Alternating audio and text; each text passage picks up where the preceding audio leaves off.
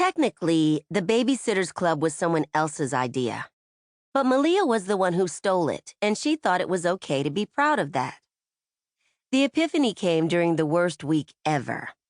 Monday started off with an algebra test where she left half of the answers blank, followed by gym class, where she walked many semi-aerobic circles around the basketball court, upon which Connor Kelly, a.k.a. the only boy worth loving, was practicing free throws.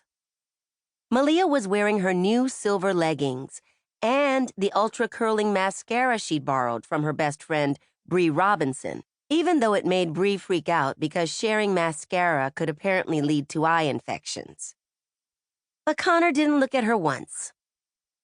On Tuesday morning, Malia walked to school. Yes, walked.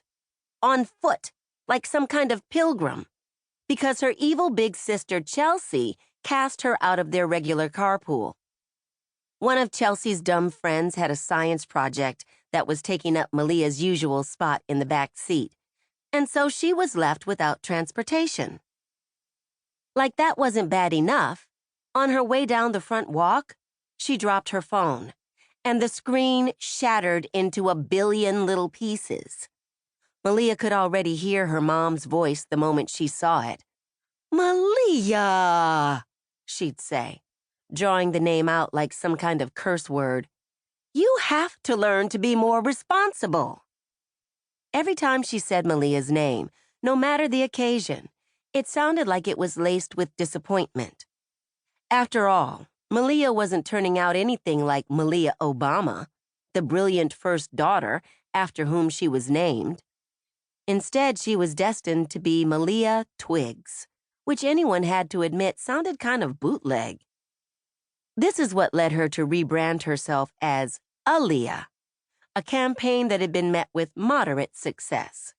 Malia was still constantly correcting people for including the M, but she had faith that eventually it would stick.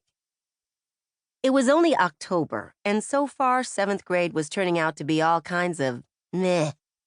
Even Malia's once favorite pastime, killing time at the Playa del Mar Mall, had become insanely depressing. She and her friends wandered in endless loops, eating food court chicken and looking at all the things they had no money to buy.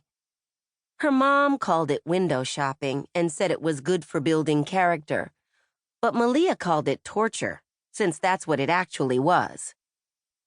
To make matters worse, 7th grade wasn't bad for everyone. Seemingly all of her classmates were bringing their A game, like Sheila Brown, whose 13th birthday party had featured an actual elephant, and Charlotte Price, who'd hosted the most lavish bat mitzvah the world had ever seen. Thanks to her high-flying classmates, Malia's own upcoming birthday was hard to look forward to. Her typical plan, a backyard party with her two best friends, was usually the highlight of her fall. But this year, such a gathering would pale in comparison. Malia had yet to come any closer to realizing how to make her joint birthday party dreams a reality. So anyway, there she was, broke and bad at math, with zero romantic prospects. And now she couldn't even check Instagram without the threat of cutting her fingers. It was almost too much to handle. "Wisdom of the universe, come to me," Malia said, which is something her other best friend, Dot Marino's mom, told her to do whenever she felt confused.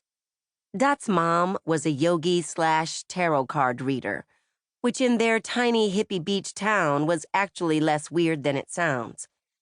She was kind of nuts, but in this one instance, Malia figured it couldn't hurt to follow her advice. Malia continued on her walk for another block, when straight up ahead she spied a bunch of cardboard boxes outside the local library, labeled free stuff. Even she could afford free stuff.